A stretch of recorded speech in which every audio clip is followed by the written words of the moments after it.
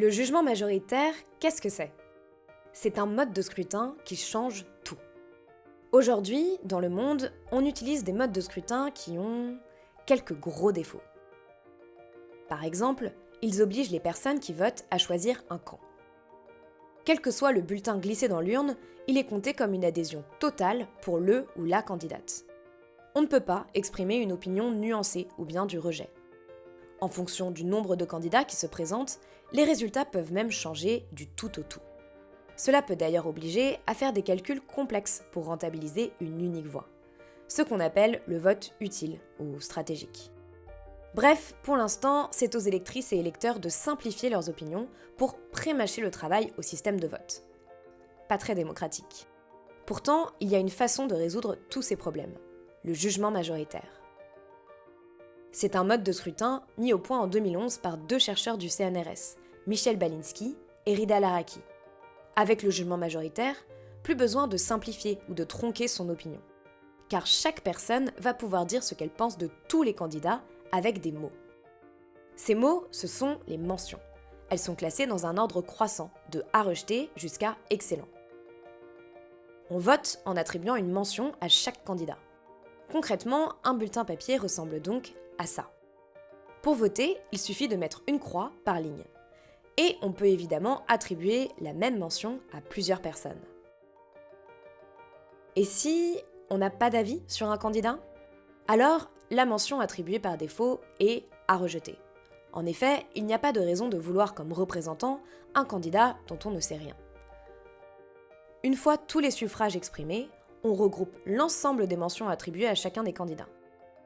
Puis, pour chacun, on les classe dans l'ordre. On obtient ce qu'on appelle un profil de mérite. Il détaille le score obtenu par les candidats dans chaque mention. 10% d'excellent, 5% de très bien, 12% de bien, etc.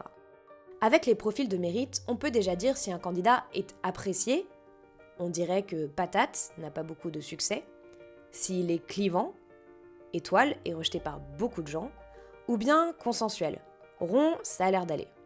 Et avec toutes ces informations, comment on choisit ? Eh bien, pour classer les candidats, on prend la mention située pile au milieu du profil de mérite. Pour cette mention, on a en effet plus de la moitié de l'électorat pour dire que rond est au moins bien. On appelle cette mention la mention majoritaire. Ensuite, il n'y a plus qu'à comparer les mentions majoritaires des candidats et des candidates pour établir un classement. Et si plusieurs candidats ont la même mention majoritaire ?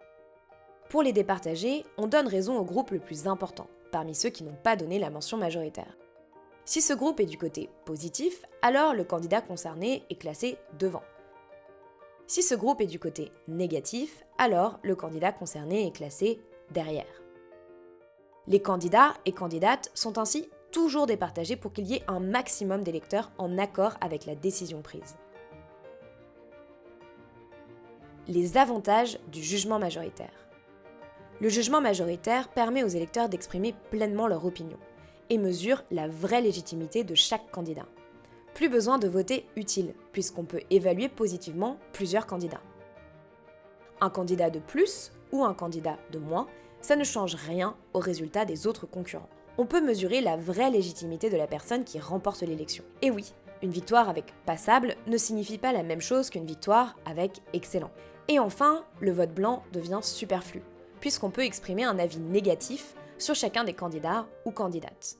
On peut même décider que si personne n'obtient plus qu'insuffisant en mention majoritaire, alors on recommence le scrutin avec de nouveaux candidats. Et si les électeurs veulent favoriser uniquement leur candidat préféré ? Le jugement majoritaire est le scrutin le plus résistant au vote stratégique.